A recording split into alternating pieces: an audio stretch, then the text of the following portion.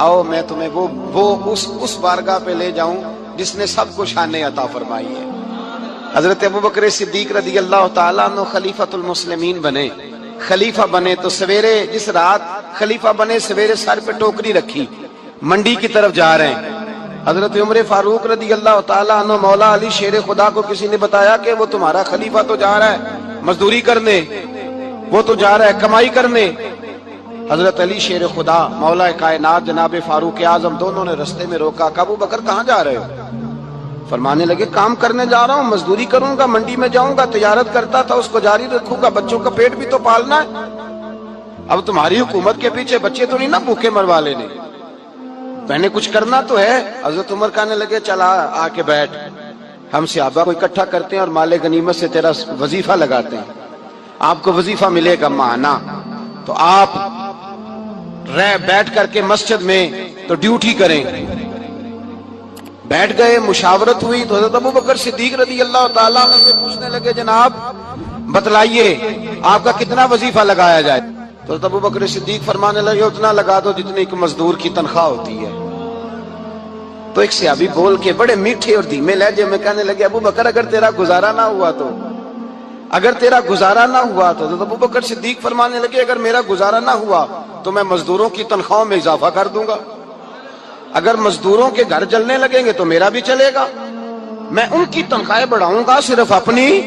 تو مزدور کے حقوق کا تعین کیا۔ سب سے پہلے تو میرے نبی پاک علیہ السلام نے منع فرمایا، فرمایا جس کو مزدوری پر رکھو پہلے اس کے ساتھ اجرت طے کرو۔ حضور صلی اللہ علیہ وسلم نے فرمایا جب تک اجرت واضح نہ ہو جاؤ کسی کو کام پر، جب تک اجرت واضح نہ ہو جائے، مکمل نہ ہو جائے کہ کیا دینا ہے، طے کریں۔ کیا لوگے جو جناب دے دیں گے لے لوں گا، شریعت اس کو پسند نہیں کرتی، محبوب نہیں رکھتی۔ پہلے اس کے ساتھ پہلا حق مزدور کو یہ دیا کہ اس کی اجرت پہلے، بولیے اجرت پہلے اجرت طے ہوگی، یہ پہلا حق ہے۔ اور مزدور کا دوسرا حق کیا بیان کیا میرے نبی پاک نے؟ فرمایا جب، اور یہ ایسی اعلیٰ بات ہے کہ جتنے حقوق لکھنے والے ہیں نا، جتنے بین الاقوامی سطح پر انسانی حقوق کا چارٹر بنانے والے ہیں، وہ کہتے ہیں کہ یہ ایسا نقطہ حضور نے بیان کر دیا ہے کہ اس سے آگے کو بڑھ ہی نہیں سکتا، یہ ایسی بات ہے کہ جس کی شرح بھی کوئی نہیں کر سکتا۔ میرے حبیب کریم علیہ السلام نے فرمایا پہلے طے کرو، اور کیا خوبصورت لفظ ہے، قانون بنا دیا۔ فرمایا جب مزدور مزدوری کر لے تو اس کا پسینہ خشک ہونے سے پہلے اسے ادا کر دینا، اس کا پسینہ خشک ہونے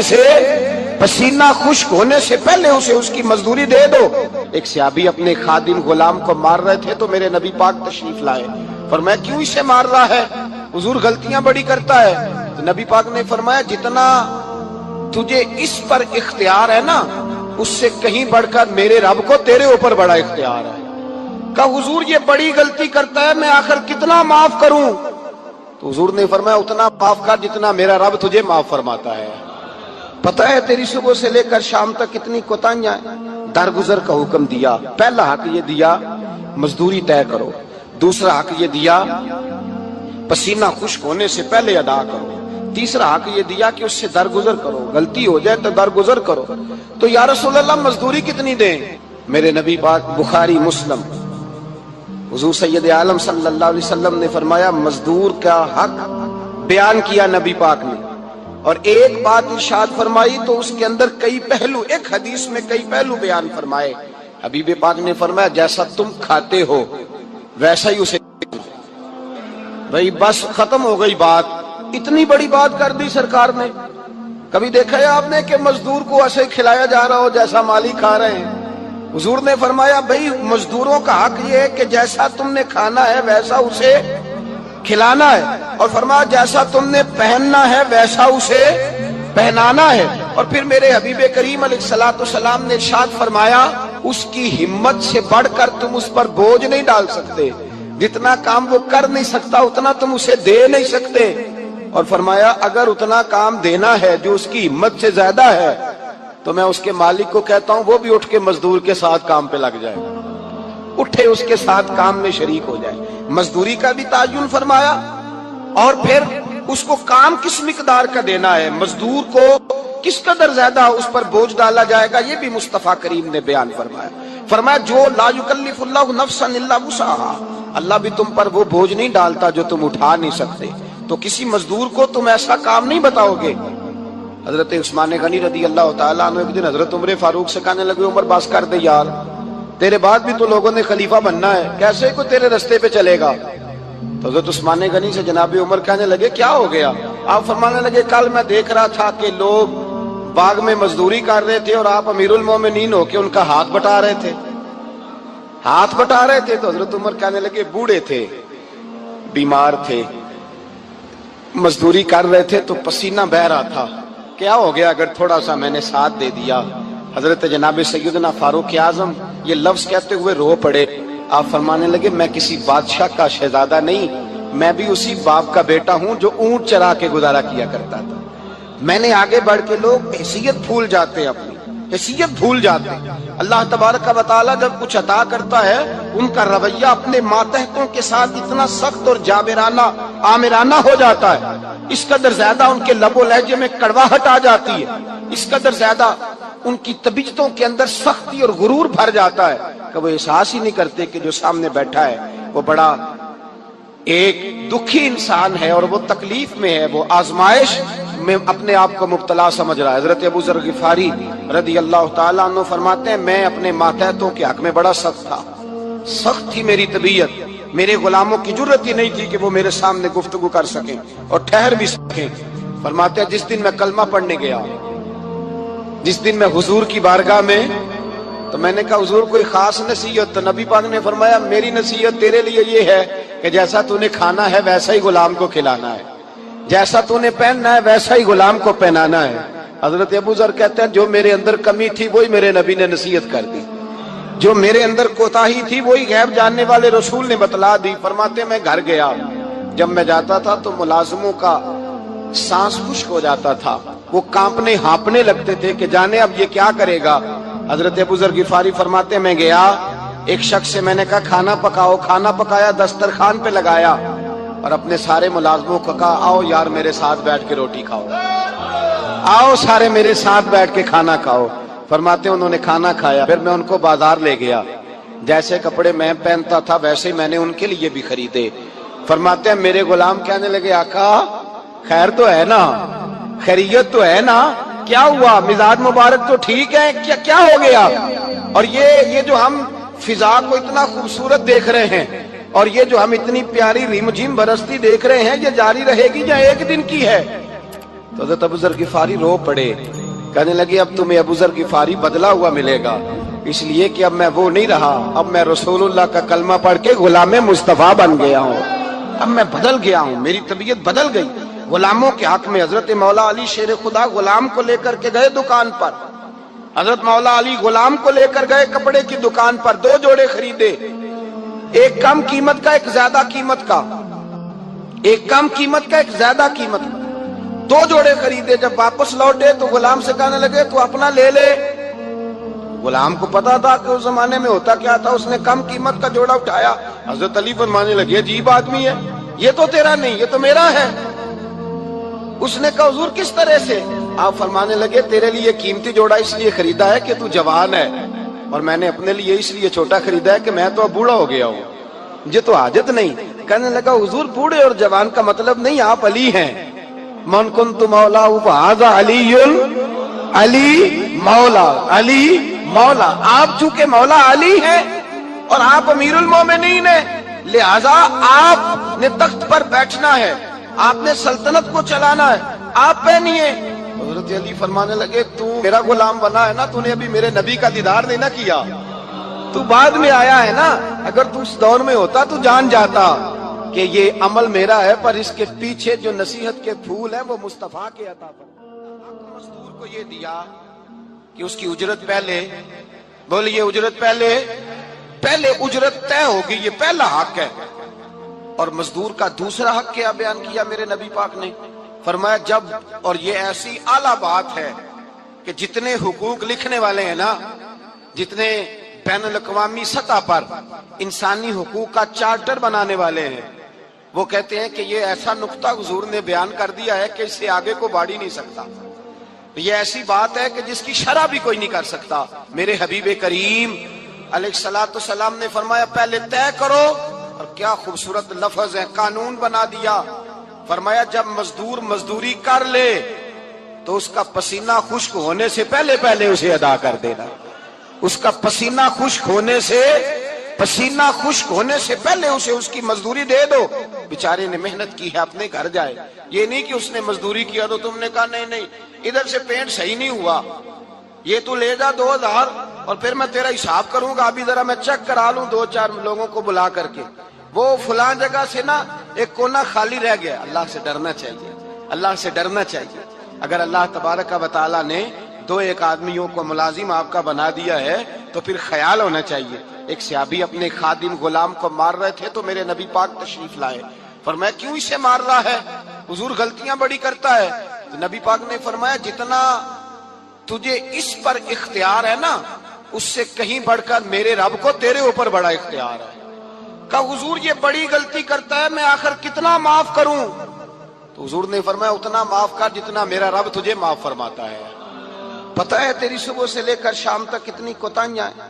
درگزر کا حکم دیا، پہلا حق یہ دیا مزدوری طے کرو، دوسرا حق یہ دیا پسینہ خشک ہونے سے پہلے ادا کرو، تیسرا حق یہ دیا کہ اس سے درگزر کرو، غلطی ہو جائے تو درگزر کرو۔ تو یا رسول اللہ مزدوری کتنی دیں؟ میرے نبی پاک بخاری مسلم حضور سید عالم صلی اللہ علیہ وسلم نے فرمایا مزدور کا حق بیان کیا نبی پاک نے، اور ایک بات ارشاد فرمائی تو اس کے اندر کئی پہلو، ایک حدیث میں کئی پہلو بیان فرمائے۔ حبیب پاک نے فرمایا جیسا تم کھاتے ہو ویسا ہی اسے کھلانا۔ کوئی نہیں، آپ شاید سو رہے ہیں کچھ حضرات، جیسا خود کھاتے ہو ویسا ہی، بھئی بس ختم ہو گئی بات۔ اتنی بڑی بات کر دی سرکار نے۔ کبھی دیکھا ہے آپ نے کہ مزدور کو ایسے کھلایا جا رہا ہو جیسا مالک کھا رہے ہیں؟ حضور نے فرمایا بھئی مزدوروں کا حق یہ ہے کہ جیسا تم نے کھانا ہے ویسا اسے کھلانا ہے، اور فرمایا جیسا تم نے پہننا ہے ویسا اسے پہنانا ہے۔ اور پھر میرے حبیب کریم علیہ الصلوۃ والسلام نے ارشاد فرمایا اس کی ہمت سے بڑھ کر تم اس پر بوجھ نہیں ڈال سکتے، جتنا کام وہ کر نہیں سکتا اتنا تم اسے دے نہیں سکتے۔ اور فرمایا اگر اتنا کام دینا ہے جو اس کی ہمت سے زیادہ ہے تو میں اس کے مالک کو کہتا ہوں وہ بھی اٹھ کے مزدور کے ساتھ کام پہ لگ جائے، اٹھے اس کے ساتھ کام میں شریک ہو جائے۔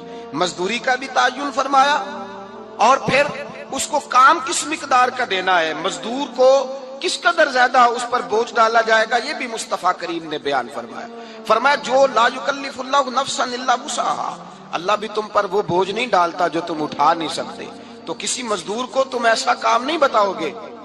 حضرت عثمان غنی رضی اللہ تعالیٰ عنہ ایک دن حضرت عمر فاروق سے کہنے لگے عمر بس کر دے یار، تیرے بعد بھی تو لوگوں نے خلیفہ بننا ہے، کیسے کوئی تیرے رستے پہ چلے گا؟ تو حضرت عثمان غنی سے جناب عمر کہنے لگے کیا ہو گیا؟ آپ فرمانے لگے کل میں دیکھ رہا تھا کہ لوگ باغ میں مزدوری کر رہے تھے اور آپ امیر المومنین ہو کے ان کا ہاتھ بٹا رہے تھے، ہاتھ بٹا رہے تھے۔ تو حضرت عمر کہنے لگے بوڑھے تھے، بیمار تھے، مزدوری کر رہے تھے تو پسینہ بہہ رہا تھا، کیا ہو گیا اگر تھوڑا سا میں نے ساتھ دے دیا؟ حضرت جناب سیدنا فاروق اعظم یہ لفظ کہتے ہوئے رو پڑے۔ آپ فرمانے لگے میں کسی بادشاہ کا شہزادہ نہیں، میں بھی اسی باپ کا بیٹا ہوں جو اونٹ چرا کے گزارا کیا کرتا تھا۔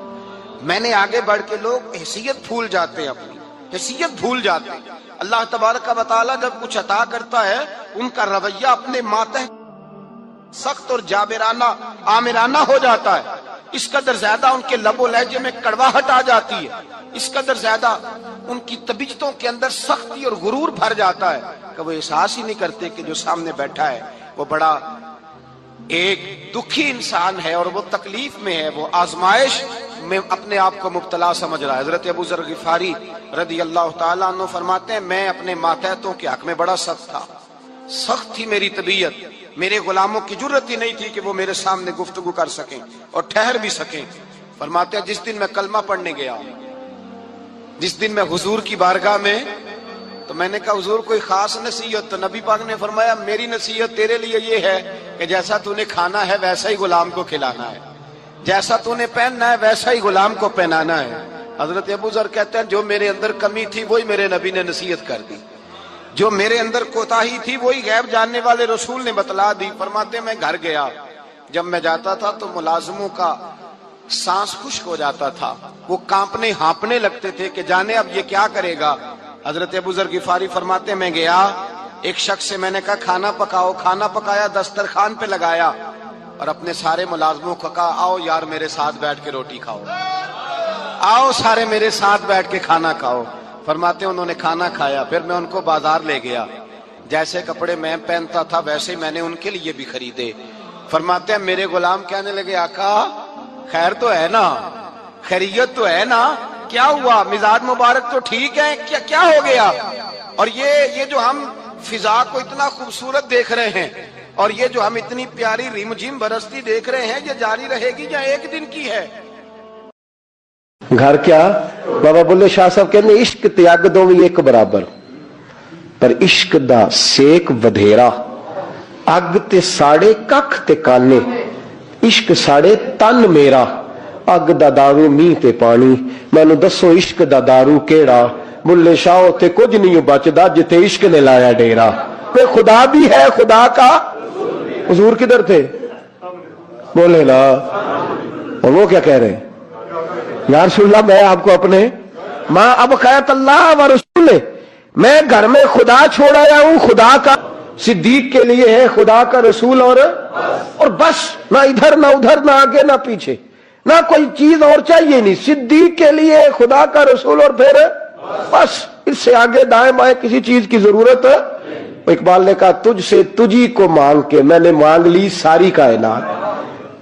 بس حضور کی ذات سے آگے پیچھے سوچ گئی نہیں, کبھی دائیں بائیں دیکھا ہی نہیں, کبھی سوچا ہی نہیں, کبھی مزاج ہی نہیں گیا, کبھی معیار ہی نہیں ہوا میرے نبی پاک صلی اللہ تعالی علیہ وسلم نے. اور پھر لطف کی بات پتہ کیا ہے, مزے کی بات, یہاں سب سے زیادہ ٹینشن پتہ کس آدمی کی ہوتی ہے جو کچھ خرچ کرتا ہے نا کسی ادارے میں, اس کی بڑی پریشانی, اس کو مناسب پروٹوکول نہ ملے تو بگڑ جاتا ہے.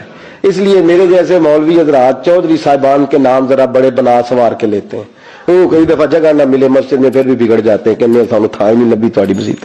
یہ بڑا مشکل ہوتا ہے مرحلہ, یہ پروٹوکول بڑی مصیبت ہے, بڑا مشکل مرحلہ ہے. سب سے مشکل یہ والا مرحلہ ہے.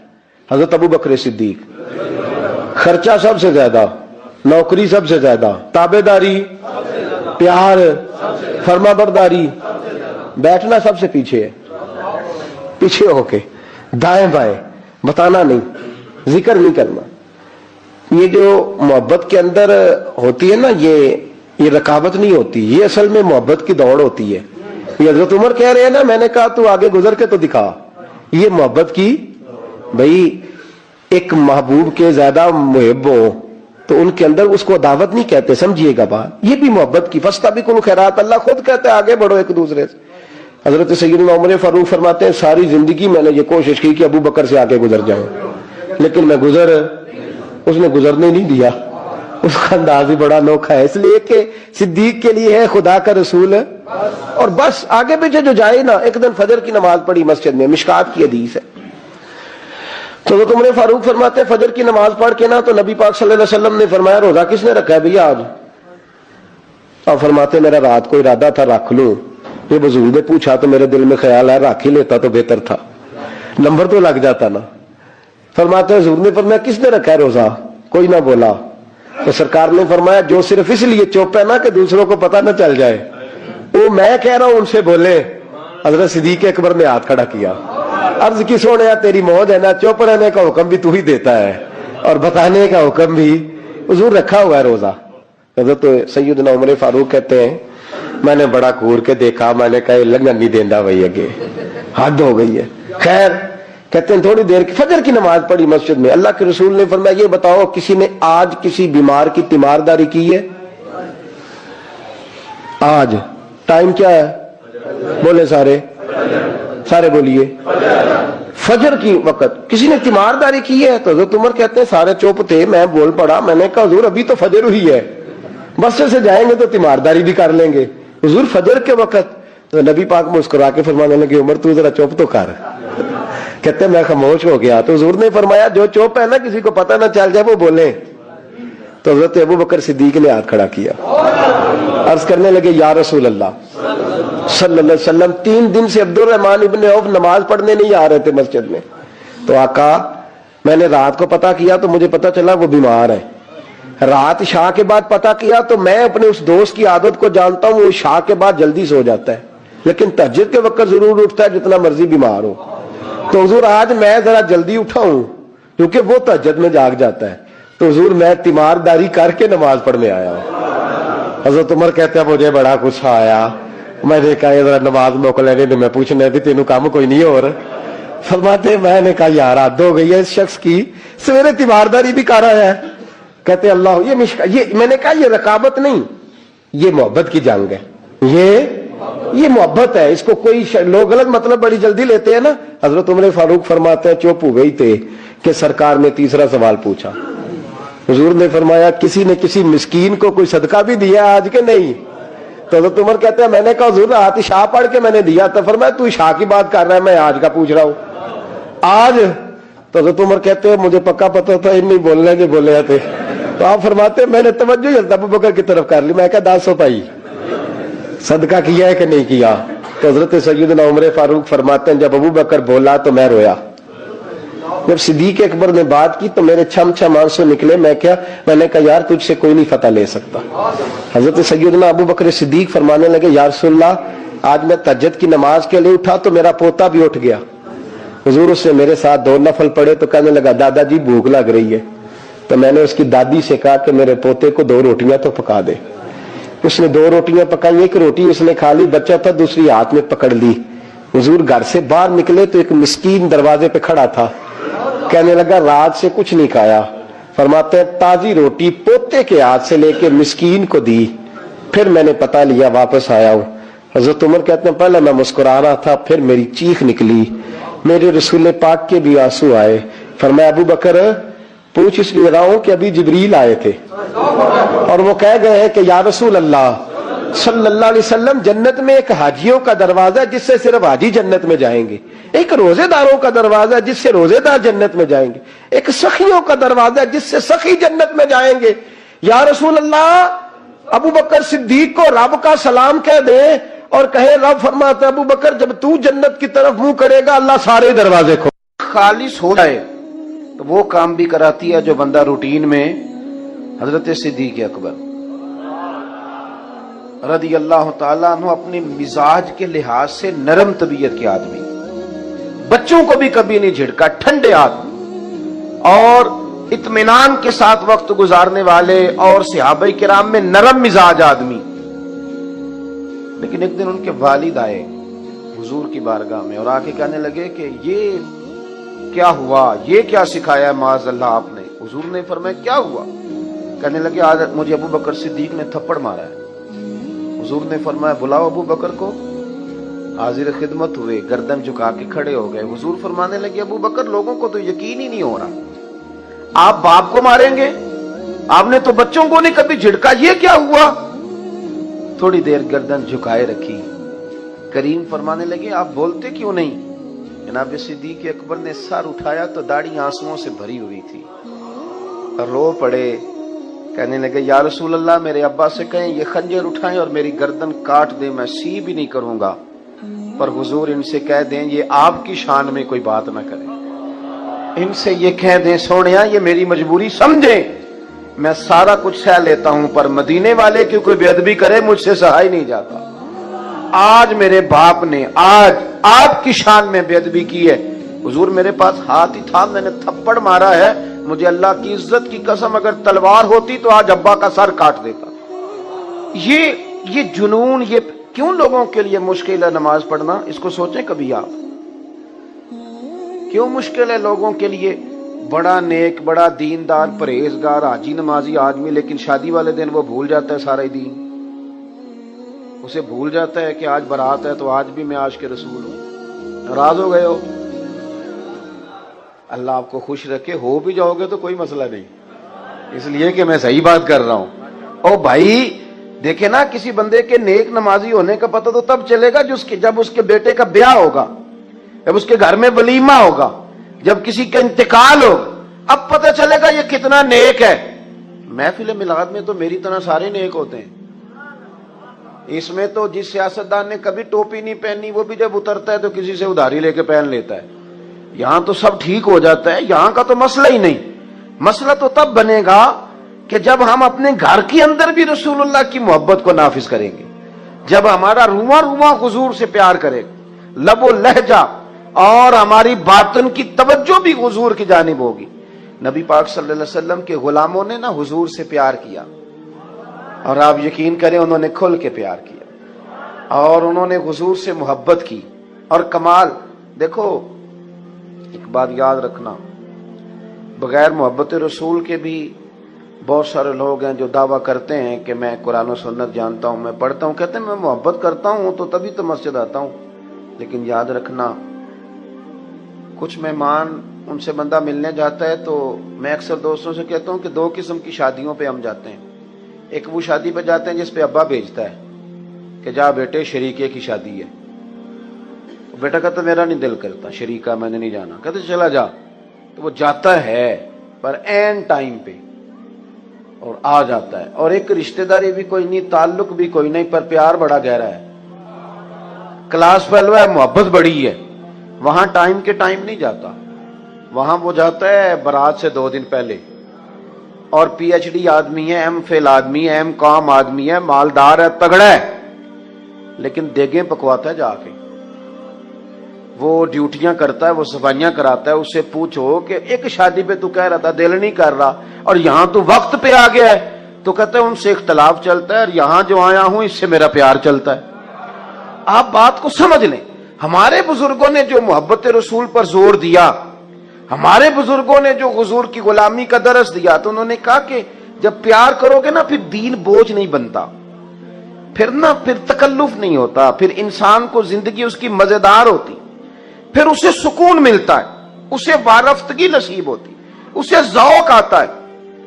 حضرت سیدنا انس بن مالک فرماتے ہیں, صاحب طبقات نے روایت لکھی ہے, نبی پاک صلی اللہ علیہ وسلم نے نا ایک جنگ کے موقع پر صحابہ سے فرمایا کہ ہر بندہ لائے آج کچھ نہ کچھ, اور جنگ میں پیش کرے, بہت زیادہ ضرورت ہے مجاہدین کے خرچے کے لیے, ہر بندہ چندہ دے. جب حضور نے کہا نا ہر بندہ دے, تو کہتے ہیں کہ عبداللہ مزنی نام کے صحابی تھے, بیچارے غریب تھے. غریب زندگی ڈر کے گزار دیتا ہے, وزیر سے بھی ڈرتا ہے, پیر سے بھی ڈرتا ہے. حالات کے سہمے ہوئے لوگوں کو بتا دو, حالات بدل جاتے ہیں, ایک جیسے نہیں رہتے. یہ بیچارہ ڈرتا ہے, سہما رہتا ہے, اور اسی لیے لوگ اسے مایوس کر دیتے ہیں. پھر آہستہ آہستہ ان لوگوں کی صلاحیتیں جو ذہنی ہوتی ہیں وہ ختم ہونے لگتی ہیں. یہ سمجھتے ہیں کہ شاید ہم معاشرے کے معزز طبقات میں بیٹھ نہیں سکتے. حضور نے فرمایا ہر بندہ لائے. حضرت عبداللہ مزنی, کچھ لوگوں نے ایک اور نام بھی لکھا ہے صحابی کا, وہ کہتے ہیں میرے پاس کچھ بھی نہیں تھا, لیکن حضور نے فرمایا نہ لاؤ. کہتے ہیں پھر میں اٹھا اور میں نے ایک شخص کے باغ میں جا کے کہا مزدوری ملے گی. وہ یہودی تھا, اس نے اپنی طرف سے نا سخت مزدوری بتائی, اور پانی نہیں نکالتا جو آگے بیل لگایا جاتا ہے. کہنے لگا میرا بیل مر گیا ہے اور مجھے آج کچھ گھنٹوں کے لیے ضرورت ہے پانی. اور میرے بھائی میں آپ کو داستان نہیں سنا رہا, یہ وہ چمکتے ہوئے تارے ہیں کہ جن کو دیکھ کر فرشتے بھی رشک کیا کرتے تھے. عجیب کام کراتی ہے محبت, عجیب کام کراتی ہے. اس صحابی نے پتہ کیا کیا, جہاں بیل ڈیوٹی کرتا ہے وہاں گلے میں پٹا ڈال لیا اور اس کنویں کے گرد گھومنا شروع کر دیا. تینوں لب دیاں آپ گواچے, سانو اپنی خبر نہ کوئی, ساتھوں پارے نہیں ککھ گلیاں دے, تے سانو تے آخ دے لوگ شدائی. اسا ننگ نموس دا ساڑ تے چولا, او سجنا گل پہنے تاج گدائی. آزم اپنا آپ گوایا ہی تا یار نے چاتی پائی. ہم جو مدینے آ گئے ان کے کرم کی بات ہے. ہم جو مدینے آ گئے ان کے کرم کی بات ہے. اپنی مراد آ گئے ان کے کرم کی بات ہے، ایسے کہاں نصیب تھے، ایسے کہاں نصیب تھے، مجھ سے گناہ گار کے دل کو جگمگا گئے، ان کے کرم کی بات ہے، جو مدینے آ گئے ان کے کرم کی بات ہے۔ پردے جو تھے پڑے ہوئے، پردے جو تھے پڑے ہوئے، میری نگاہ شوق پر، پردے جو تھے پڑے ہوئے، میری نگاہ شوق پر، پردے وہ سب اٹھا گئے، ان کے کرم کی بات ہے، پردے وہ سب اٹھا گئے، ان کے کرم کی بات ہے، ہم جو مدینے آ گئے ان کے کرم کی بات ہے۔ فرماتے ہیں میں وہاں گھومتا رہا، آخر انسان تھا، نازک وجود تھا، تھوڑا جسم پھٹ گیا، اور چند کلو کھجوریں مجھے مزدوری میں ملی، اور میں نے انہیں پلو سے باندھا، اور سارے رستے روتا بھی تھا اور سوچتا بھی تھا کہ جہاں عثمان غنی جیسے لوگوں نے ڈھیر دیے ہوں گے، عبد الرحمن ابن عوف جیسے لوگوں نے ڈھیر دیے ہوں گے، وہاں میرا یہ چند کلو کھجوروں کا نذرانہ کیا کرے گا؟ کہتے ہیں قربان جاؤں، روتا سسکتا پہلے گھر گیا، کچھ تھوڑا خون لگ گیا تھا، وہ کپڑے بدلے، اور پھر وہ لے کے نا بارگاہ ناز میں، کہتے میں پہلے بھی جاتا تھا، آج لوگوں میں نے رنگ ذرا نرالا دیکھا، جب میں دروازے رسول پہ گیا تو میرا چہرہ دیکھ کے مدینے والے اٹھ کے کھڑے ہو گئے، اور فرماتے ہیں کھجوریں پکڑانے سے پہلے حضور نے دونوں بازو کھولے یوں کر، اور جب میں کریم کے گلے کے ساتھ لگا تو تھوڑی سی میں نے ہائے کی، تو میرے نبی پاک صلی اللہ علیہ وسلم نے فرمایا یہ کھجوریں ادھر لانا۔ کہتے ہیں وہ کھجوریں چند کلو تھی اور مسجد نبی میں مال کا ڈھیر لگا ہوا تھا، حضور نے وہ کھجوریں اٹھائیں، سارے مال پر بکھیر دی، اور حضور فرمانے لگے غم نہ کرنا، جتنا ایک سارا ڈھیر دینے والوں کو اجر دے گا نا میرا رب، اتنا تجھے اکیلے کو میرا اللہ اجر عطا فرمائے گا، اتنا تجھے اکیلے کو رب کریم اجر۔ محبت مصطفیٰ میں نا رچ بس گئے وہ لوگ، یعنی جس رستے حضور نے چلایا وہ چل دیے۔ آپ یقین کریں یہ واحد جماعت ہے دنیا میں جماعت صحابہ، انہوں نے حضور سے کبھی سوال ہی نہیں کیا حضور یہ کس طرح ہے وہ کس طرح، بس سونے نے جو کہہ دیا۔ آج میرا مسلمانوں سے کچھ گفتگو کرنے کا کئی دفعہ ہمارا آپس میں موقع بنتا ہے تو میں بڑی بڑی عجیب باتیں سنتا ہوں۔ لوگ پوچھتے ہیں کہ سود حرام کرنے کی ویسے حکمت کیا ہے؟ وہ آپ کو پتہ ہے نا، ہمارے ایک صاحب کا صدر صاحب نے بھی کہا تھا مولوی کوئی گنجائش نکالے، سود کے بغیر کام نہیں چلتا۔ یہ ذہنی اختراع ہے، آپ جتنے دین سے دور چلے جاتے ہیں نا اتنا آپ کا نفس آپ کو کوئی نہ کوئی وسوسہ سکھاتا جاتا ہے۔ کیوں؟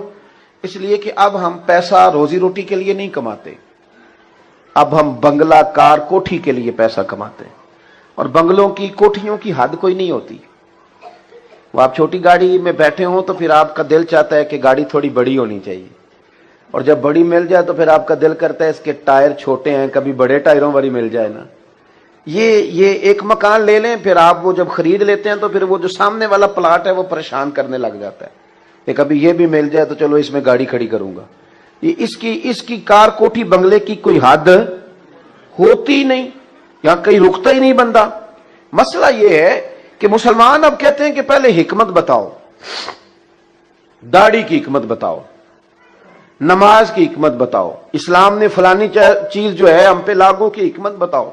चलें, हर हुक्म की हिकमतें हैं, हर आलिम अपने इल्म के मुताबिक उसकी वजाहत करेगा।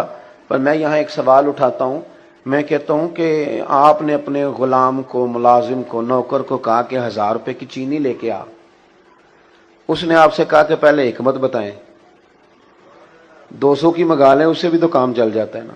मेरा ख्याल है आप मान लेंगे उसकी बात। बोलिए, क्यों नहीं मानेंगे? आप कहेंगे गुलाम होके तू कहानियां सुनाता है, तू ना जिस काम के पैसे लेता है वो है बात मानना। ये 1000 रुपया ले और जा जाके ना वहां से चीनी लेके आ, कहानी ना सुना। जो गुलाम होते हैं वो गुलामी करते हैं, वो हिकमत नहीं पूछते, दलील नहीं पूछते, गुलाम जो हो गए। को नहीं समझ आई आपको मेरी बात?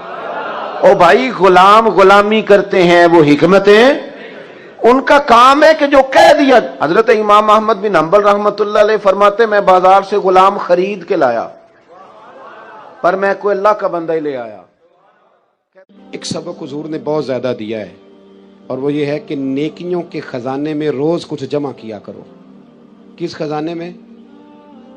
चले, मैं ज्यादा तंग नहीं करता, आप बोल पड़े तो शुक्रिया, न बोले तो मैं तो जा ही रहा हूं। किस खजाने में जमा करना है जी?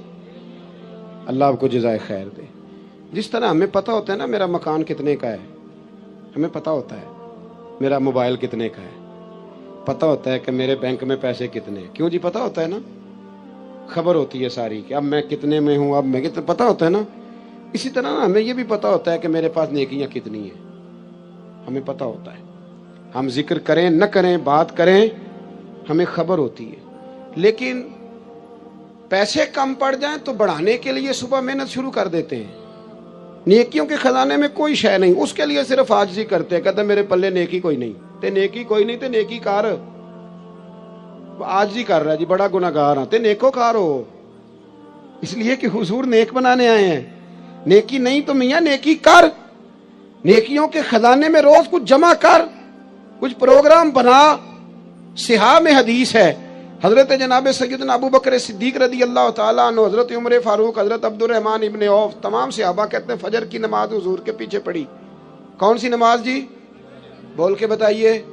चलो मैं दुआ करने लगा हूँ, आप आमीन कहना। आज सवेरे अल्लाह हम सबको फजर बाजमात अता फरमाए। यार आमीन ते आग सड़ो, अभी तो दुआ मांगी है, कसम थोड़ी उठवाई है। अल्लाह हमें फजर, देख ले आप आमीन कहने में भी मुस्कुरा ही रहे हैं, यानी उसमें भी पक्का इरादा नहीं। अल्लाह, मेरे पास एक बंदा आया, कहने लगा पीर साहब दुआ करो अल्लाह मैंने पैसे दे, मैं ਉਹਦੇ रस्ते 'ਚ ਦਿਆਂਗਾ। मैं कि अल्लाह ਇਹਨੂੰ 10 ਕਰੋੜ ਦੇ, 9.5 ਕਰੋੜ ਤੇਰੇ ਰਸਤੇ 'ਚ ਦੇ ਛੱਡੇਗਾ। ਉਹ ਚੁੱਪ ਕਰ ਗਿਆ, ਜਿਵੇਂ ਤੁਸੀਂ ਨਹੀਂ ਕਰ ਗਏ ਸਾਰੇ। ਮੈਂ ਕਿ ਅੱਲਾ ਇਹਨੂੰ ਦੇ 10 ਕਰੋੜ, 9.5 ਕਰੋੜ। ਆਂਦਾ नहीं जी ठीक है। मैं क्या तू कोई नहीं देने, समझ लग गई मैंने तेरी। यानी दुआओं में भी हम वो काम करने का इरादा करते। थोड़ी तवज्जो करें, मैं बात समेटने वाला हूं। कहते हैं सहाबा इकराम के हमने हुजूर के पीछे नमाज पढ़ी तो फजर की नमाज के बाद ही नबी करीम अलैहिस्सलाम ने सवाल पूछा। महबूब करीम अलैहिस्सलाम फरमाने लगे कि बताओ भाई, आज किसी बंदे ने रोजा रखा है?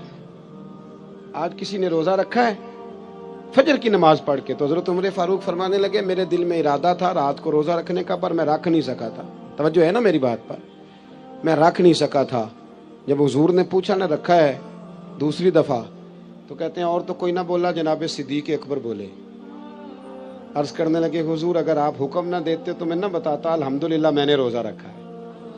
हुजूर अलैहिस्सलाम ने फरमाया फौरन, फरमाया भाई क्या तुम में से किसी ने किसी बीमार की तीमारदारी की है? तो हजरत उमर बोले, अर्ज करने लगे हुजूर अभी तो फजर पड़ी है, घर जाएंगे तो तीमारदारी करेंगे ना। तो महबूब ने दोबारा पूछा, फरमाया चलो बताओ यार किसी ने तीमारदारी की है? तो हजरत सिद्दीक अकबर बोले फजर पढ़ने आए। कहा हुजूर मैंने की है। हुजूर ने फरमाया किस तरह बताओ? अर्ज की हुजूर 2-3 दिन से हजरत अब्दुर्रहमान इब्ने औफ नमाज पढ़ने नहीं आ रहे थे। मैंने रात को पता किया तो पता चला बीमार हैं। मुझे पता है कि रात को वो जल्दी सो जाते हैं पर वो तहज्जुद में जरूर उठते। तो या रसूल अल्लाह मैं जरा जल्दी उठा था तो फजर पढ़ने से पहले पहले तीमारदारी करके आया हूँ। हजरत उमर कहते हैं मैं हैरान ही रह गया, यार ये बंदा किसी और को भी कभी आगे गुजरने देगा? فرماتے ہیں हुजूर ने तीसरा सवाल पूछा, बताओ किसी ने किसी मिस्कीन को खाना दिया है? तो हज़रत उमर कहते हैं मैं फिर बोला, हुजूर अभी तो दिन चढ़ा है, फजर पड़ी है, बाहर निकलेंगे तो किसी मिस्कीन को देंगे। तो हुजूर मुस्कुराए, फरमाया उमर तू जरा चुप नहीं करता? तो हजरत उमर कहते मैं फिर समझ ही गया कि बोलना किसने है। हजरत सिद्दीक अकबर बोले, अर्ज करने लगे, या रसूल अल्लाह अगर आप हुक्म ना देते तो मैं ना बताता, मेरे हिस्से में ये अल्लाह ताला ने नेकी अता फरमाई है फजर से पहले। वो किस तरह? अर्ज की हुजूर नमाज के लिए उठा हूं तो मेरा पोता भी उठ गया था। हुजूर मैं नमाज सुन्नत अदा करने लगा या नफल पढ़ने लगा तो उसने अपनी अम्मा से रोटी का मुतालबा कर लिया, तो उसकी अम्मा ने 2 रोटियां बना दी। तो हुजूर एक रोटी उसने खाई तो एक उसके हाथ में थी। मैं दरवाजे पे निकला हूं तो सामने एक भिखारी खड़ा था और कहने लगा, मदीने वालों रात का भूखा हूं। कहते मैंने उसी वक्त अपने पोते से वो रोटी लेके उस मिस्कीन को दे दी। ऐ मदीने वाले हबीब अगर आप हुक्म न देते तो न बताता, मैं ना फजर पढ़ने से पहले मिस्कीन को खाना दे के आया हूं। यहां तक तो लफ्ज मिशकात में भी हैं, लेकिन अगले दुर्रे मंसूर में इमाम सयूती ने लिखे हैं, मेरे रसूल करीम फरमाने लगे, अबू बकर जन्नतियों की 360 अलामतें हैं, किसी में एक भी पाई जाए तो वो जन्नती है, लेकिन अल्लाह का फजल है मेरे अबू बकर में सारी पाई जाती हैं, मेरे सिद्दीक में सारी पाई जाती हैं। हमें देखना चाहिए। आज सारा दिन गुजर गया ना जी, 11-12 बजने को हैं। 1 मिनट के लिए सिर्फ सोचना है कि सुबह फजर से लेकर अब तक नेकियों के खजाने में कुछ है जमा हुई कि नहीं हुई। कोई तस्बीह दरूद पाक की। हमारे यहाँ तो जो मस्जिद के हुजरे में बैठ के तनकीद कर रहा होता है ना, मौलवियों पे, पीरों पे, जमातों पे, महफिलों पे, मस्जिद के हुजरे में बहुत बड़ा तज्जिया निगार जो उधेड़ पुधेड़ के रख रहा होता है सबकी माज़अल्लाह शख्सियात को, उस बंदे को आप सुबह 1.5 घंटे से बैठा बहस कर रहा है, उसको तस्बीह देना कि 3 तस्बीह दुरूद शरीफ की पढ़ो, उसे काम याद आ जाता है, साथ उठ के निकल जाता है। बहस करना आसान और अमल करना मुश्किल हो गया, क्योंकि हमें जायका वहां मिलता है। खुदा रा वापस लौटे।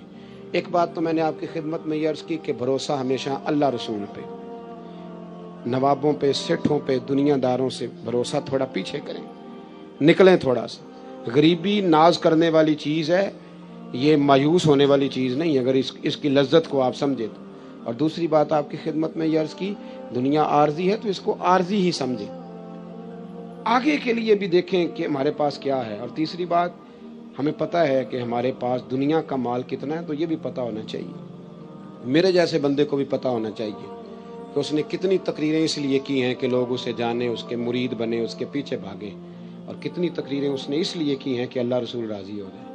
उसे पता होना चाहिए। हमें खबर होती है, हमारे पास सारी वोकेबलरी मौजूद है, सारी हमारी हिस्ट्री हम जानते हैं कि कहाँ हमने खैर की है, कहाँ हमने दिखावा किया है, कहाँ हमारी नीयत क्या थी, कहाँ हमारा इरादा क्या था। ये वो तरबियत है जो इंसान को पाक करती है, ये वो तालीमात हैं जो मेरे और आपके रसूल ने हमें अता फरमाई हैं। अपनी मजबूरी के सबब मैंने पहले गुजारिश की बात करने की, इन्हीं लफ्ज़ों पे छुट्टी लूँगा। महफिल ना मेरे नाम की है ना किसी और के नाम की है, ये रसूलुल्लाह के नाम की है। हम शख्सियात के कायल नहीं, नज़रियात के कायल हैं। मुझसे पहले यहाँ पता नहीं कितने लोग आए, तकरीरें करके गए, हमारे बाद दुनिया में खिताब होते रहेंगे। ये आप शख्सियात पर इसको मौकूफ़ करना छोड़ दें, ये नज़रियात पर आप इसको मौकूफ़ रखें। आपकी अपने महल्ले की मस्जिद का इमाम भी जब जुमा पढ़ाने मिंबर पर बैठ जाए तो फ़ौरन उसके सामने बैठे और सुने वो क्या कह रहा है। निकल आएँ आप इन चीज़ों से कि कानों की लज्जत लेनी है और जायका लेना है। महफिल में बैठिएगा, इसको सुनिएगा, इसलिए कि ये मुस्तफ़ा करीम के नाम की महफिल है। और तनकीद से बालातर होके उसने अखलास के साथ इस महफिल को आप मुलाजा फरमाइए। किसी को मजबूरी ना हो तो बात अलग है, वरना किसी एक के लिए मेरे समेत कोई शख्स ना उठे। मेरे वैसे आपके वैसे पीर साहब कहे ना कि दसो भाई शिफा लैनी जे कि जन्नत, ਅਸੀਂ कहने हजूर लाजपाल हो, तुझे शिफा दो ना, फिर जन्नत भी वेखी जाएगी। आप दुआ कराए ना, कोई गल नहीं, खैर सल्ला, अभी बड़ी तकलीफ है, गोडे ਨੂੰ बड़ी दर्द है, तुसी ये कुछ करो ना। भाई हमारा तो फैसला यही है कि हमें शिफा चाहिए। लेकिन हज़रत अनस बिन मालिक कहते हैं, जब नबी पाक सल्लल्लाहु अलैहि वसल्लम ने उस बीबी से कहा कि तू बता, तू कहती है तो अभी दुआ करता हूँ, मालिक बड़ा करीम है जो शिफा दे देगा, और अगर तू करे सब्र और मिर्गी के साथ जिंदगी गुजारे, जरा इस बात को आप समझे, تو میں تیرے ساتھ وعدہ کرتا ہوں رب بغیر حساب کتاب جنت دے گا. کہتے ہیں بی بی نے سوچنے کے لیے بھی ٹائم نہیں لیا, 1-1.5 منٹ میں بولی, کہنے لگی یا رسول اللہ صلی اللہ علیہ وسلم تھوڑی سی تو زندگی ہے, میں مرغی کے ساتھ ہی گزارا کر لوں گی, آپ دعا کریں رب مجھے جنت ہی عطا کرے. انشراح صدر ہے, ان کو یقین کامل ہے کہ جنت میں جائیں گے تو مہر بن جائے گی, لہذا وہ یا رسول اللہ میں مرغی سمیت گزارا کر لوں گی. حالانکہ بندہ اب نارمل ہو جاتا ہے مرغی والا, نہ وہ کسی فنکشن پہ جا پاتا ہے, نہ کسی جگہ پہنچ سکتا ہے, وہ تڑپتا ہے. لیکن اس نے عرض کی یا رسول اللہ آپ میرے ساتھ وعدہ کریں کہ اللہ مجھے جنت دے گا. تو محبوب کریم نے فرمایا تجھے مبارک ہو, تیرے ساتھ وعدہ ہو گیا. عرض کرتی ہے یا رسول اللہ صلی اللہ علیہ وسلم جب مرغی ہوتی ہے تو میرے وجود سے کپڑا ہٹ جاتا ہے, تو حضور مجھے شرم آتی ہے, اتنی دعا کر دیں کہ مرغی ہو پر میرا ستر قائم رہے. حضور نے فرمایا تیرے لیے دعا کر دی, تیرا پردہ نہیں ہٹے گا. صحابہ کہتے ہیں بڑی بھی مرغی ہوتی تھی پر کپڑے اس کے وجود کے ساتھ جمے رہتے. حضرت عثمان غنی کے زمانے تک وہ خاتون حیات رہی. جناب انس بن مالک فرماتے ہیں جب کوئی نیا شخص مدینے میں آتا اور کہتا کہ مجھے کچھ جنتیں دکھاؤ تو ہم اس بوڑھی کے دروازے پہ دستک دیتے تھے. وہ باہر آتی تھی تو ہم کہتے تھے جنتی دیکھنا ہے تو اسے دیکھ لو, اسے میرے رسول کریم نے دنیا میں ہی جنت کی بشارت عطا فرمائی. اپنی زندگی میں نا کچھ کام فقط جنت کے لیے کرے, اور جنت وہ مقام ہے, جنت وہ مقام ہے, جنت وہ جگہ ہے جہاں خدا کا بھی دیدار ہوگا اور محمد مصطفیٰ کا بھی دیدار ہوگا صلی اللہ علیہ وسلم. اللہ رسول کا قرب بھی وہی نصیب ہوگا. میرے بھائی اپنی آخرت کو کبھی بھی, وہ ہم کو لاوارث لوگ ہیں کہ مار گئے تو مٹی میں مل گئے, ہم کو ایسے لوگ ہیں کہ مار گئے تو معاملہ ختم ہو گیا. اقبال کہتے ہیں موت کو سمجھے ہے غافل اختتام زندگی, یہ ہے شام زندگی, یہ ہے شام زندگی, پھر صبح دوام زندگی, اس کے بعد جو زندگی آئے گی وہ ہمیشہ رہنے والی آئے گی, ہمیشہ. چونکہ ہمارا سارے کا سارا پروگرام ہی دنیا میں رہنے کا ہوتا ہے, اور پھر جمع اتنا کچھ کر لیتے ہیں, مکان اتنے شاندار, پیسہ چوری کر کے, سینہ زوری کر کے, جھوٹ بول کے جمع کیا ہوتا ہے, اور بڑا کیا ہوتا ہے اللہ ماشاءاللہ, بڑے بڑے بنگلے, پھر مرنے کو دل ہی نہیں کرتا, پھر مرنے کو دل, اتنی ساری جائیدادیں بندہ بنائے اتنی مشقت کر کے. ناراض تو نہیں ہو گیا آپ لوگ, میں صحیح کہہ رہا ہوں.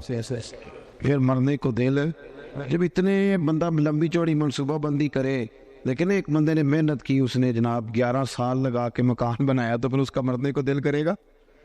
صحابہ کرام ولی مریدوان تیار اس لیے تھے کہ انہوں نے تو کپڑے باندھ کے رکھے ہوئے تھے, باندھے ہوئے تھے کپڑے, جس وقت حکم آئے گا حاضر.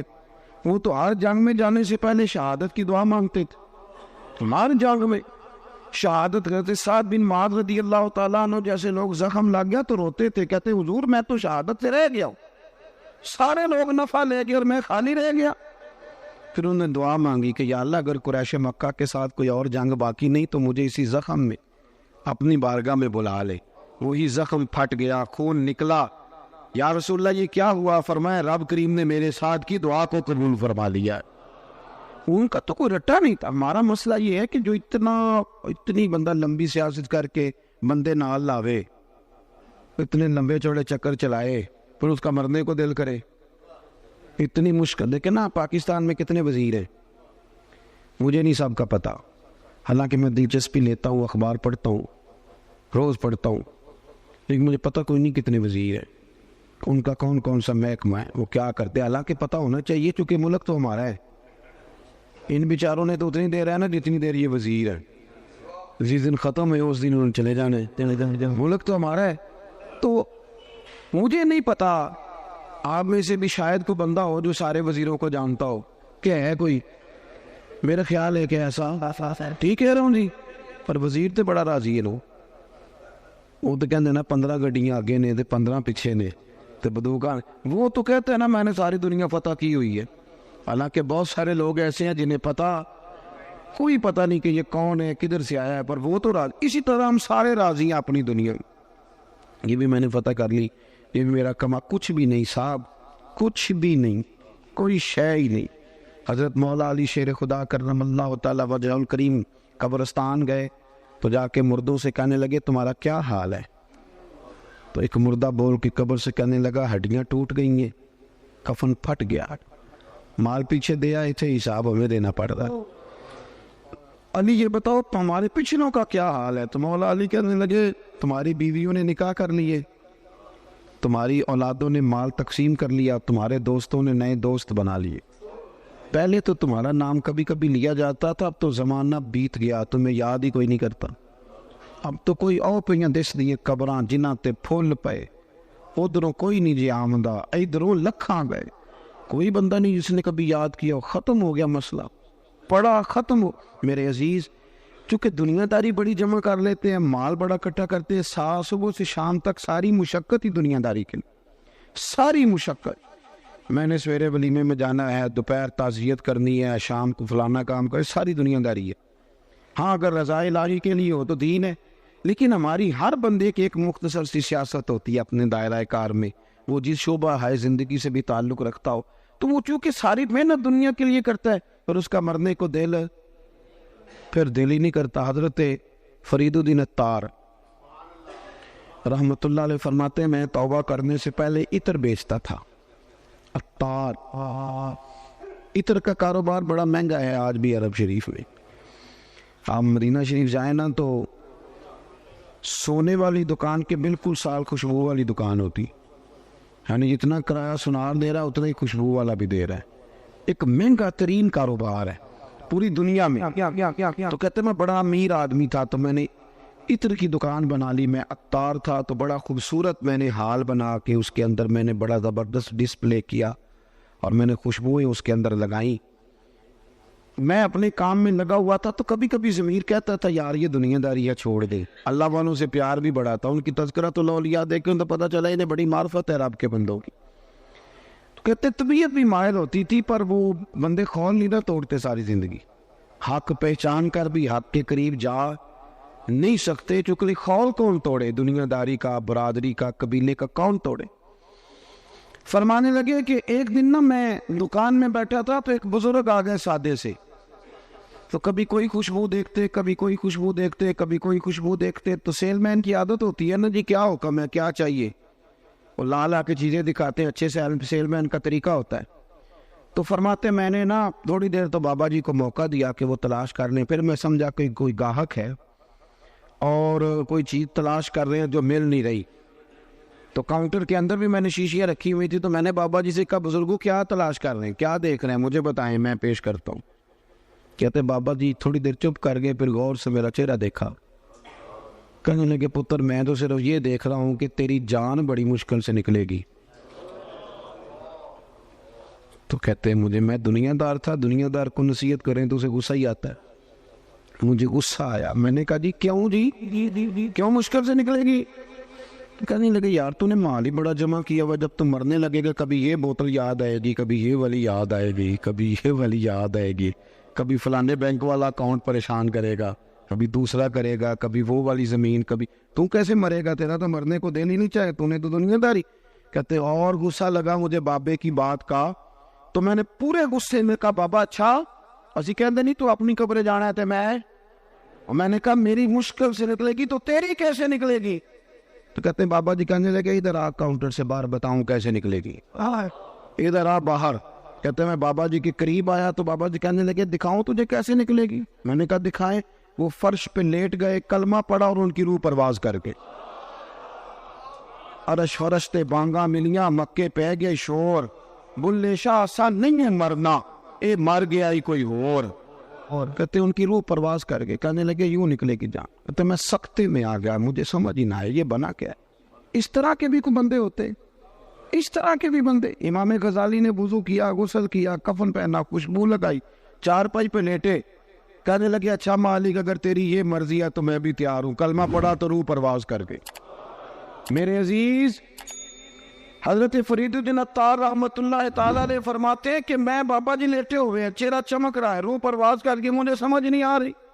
میں نے کہا یار اتنا بڑا کمال. کچھ لوگ میں نے بلائے, غسل دیا, کفن پہنایا, جنازہ پڑھا, بابا جی کو دفن کیا, تو پھر میں اپنی دنیا داری بھی دفن کر آیا. پھر میں نے دفن کر دی اپنی دنیا داری. میں نے کہا ختم ہو گیا معاملہ, اب ضرورت کیا ہے ان چیزوں. ہمارا جو مسئلہ ہے نا میرے بھائی, وہ دن بدن پیچیدہ ہوتا چلا جا رہا ہے, پیچیدہ سے پیچیدہ. دینداری کرے، آخرت کے لیے کوئی خزانہ ہو، قیامت کے لیے۔ بخاری مسلم میں حدیث ہے، نبی کریم صلی اللہ تعالیٰ علیہ وآلہ وسلم نے ارشاد فرمایا کہ اللہ تبارک و تعالیٰ نے جنت میں میرے غلاموں کے لیے ایسی نعمتیں تیار کی ہیں کہ باقی ساری امتیں رشک کریں گی، وہ کہیں گی کیا بات ہے ان کی، اتنا اعزاز اللہ دے گا، اتنا نوازے گا، اور ہمارے ہاں وہ شوق ہی نہیں، وہ ذوق ہی نہیں، ہم ساری زندگی دنیا کا مکان ہی سیدھا کرتے رہتے، جو نیا ڈیزائن آ گیا اس کی ٹائلیں منگوا لی اور لگا لی۔ تھوڑا سا فکر کرے، شوق پیدا کرے آخرت کے لیے۔ آپ دیکھیں نا، نبی کریم صلی اللہ تعالیٰ علیہ وآلہ وسلم کی خدمت میں خاتون حاضر ہوئی، اس کا بیٹا بدر میں شہید ہو گیا تھا، تو عرض کرنے لگی حضور بتائیں میرا بیٹا کہاں ہے، میرا بیٹا کہاں ہے میرا پتر؟ فرمایا کیا کرے گی؟ عرض کی یا رسول اللہ اگر وہ جنت میں نہ ہوا تو پھر کھل کے روؤں گی، اگر وہ جنت میں ہے تو پھر اللہ کا شکر ادا کروں گی۔ تو سرکار بیٹھے تھے مسجد نبوی میں، نظر اٹھائی تو فرمایا بی بی 8 جنتیں جو سب سے اعلیٰ جنت ہے وہ رب نے تیرے بیٹے کو عطا کی ہے۔ صحابہ کہتے ہیں پھر ہم نے اس کی آنکھ میں آنسو نہیں دیکھا، پھر وہ اللہ کا شکر ادا کرتی ہوئی چلی گئی۔ آپ سمجھے کہ ان کو اطمینان قلبی تھا کہ ہمارا بڑا مقام ہوگا، ہمارا بڑا درجہ ہوگا، ہمیں قرب الہی ملے گا، ہمیں حضور کی بارگاہ ناز کی قربت نصیب ہوگی۔ اپنی زندگی میں اپنی آخرت کے لیے ضرور تیاری کرے، دیکھ لیں کہ نیکیوں کا حجم کیا ہے۔ اگر مجھے آج اتنا پتہ ہے نا کہ میرا مکان کتنے کا ہے اور میرے جیب میں اور میرے اکاؤنٹ میں پیسے کتنے، یہ اگر مجھے پتہ ہے تو مجھے یہ بھی پتہ ہے کہ میری نیکیوں کے خزانے میں کیا کچھ ہے، اور مجھے پکا پتہ ہے کچھ نیکیاں ہم کرتے ہیں نا تو وہ کئی دفعہ اس قابل نہیں ہوتی کہ ان سے کوئی اجر کا مطالبہ کیا جائے، اس لیے کہ وہ بہت ساری جگہوں پہ دکھاوا ہوتا ہے، ملمہ سازی ہوتی ہے، وہ اپنی بڑھوتری کے لیے بھی کچھ کام ہوتے ہیں۔ تو مجھے وہ حضرت خواجہ معین الدین چشتی رحمۃ اللہ علیہ نا آخری عمر میں بڑا رویا کرتے تھے، بڑا ہی روتے تھے۔ تو ایک دن سارے مریدین نے خواجہ قطب صاحب سے کہا کہ آپ حضرت سے عرض کریں اتنی آہوزاری؟ تو خواجہ قطب صاحب رحمۃ اللہ نے عرض کی حضور 50 سال آپ نے عشاء سے لے کر فجر تک اپنے رب کی عبادت کی، دین اتنا پھیلایا ہے، اتنا پھیلایا ہے کہ قطب الدین بختیار کاکی جیسے صوفی بھی اور شہاب الدین غوری جیسے مجاہد بھی، یہ سارے آپ کی نگاہ کی کرامات ہے۔ تو اتنی آہوزاری، اتنا کچھ کیا، اتنی نیکیاں کی۔ تو خواجہ صاحب کا ایک جملہ تاریخ میں بڑا شاندار ملتا ہے، فرمانے لگے قطب الدین نیکیاں تو کافی ساری ہے پر یار کو پیش کرنے کے قابل کوئی بھی نہیں۔ سوچتا ہوں اگر تحفہ بنا کے پیش کروں گا تو کیا پیش کروں گا۔ اللہ تعالیٰ آپ کو سلامت با کرامت رکھے۔ آخر دعوانا الحمدللہ۔